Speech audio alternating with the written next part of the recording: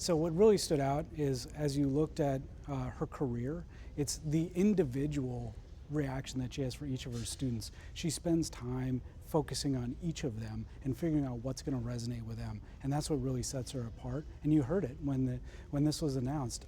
All of the kids were cheering her name because they know that.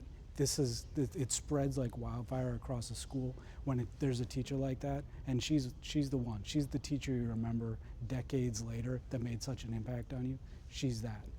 So presenting in a large assembly like this it impacts everybody in the room, myself included. It brings me up for the rest of the year. The other teachers realize that they aren't going unnoticed. It's so easy to toil away and not think that you're making a difference. You do, and this really proves that. But for the students too, for them to see that a teacher can be recognized, I am absolutely confident that there are future teachers that they may have been on the bubble, but they are going to become teachers because they were sitting in this audience today, and that's why doing things like this matters.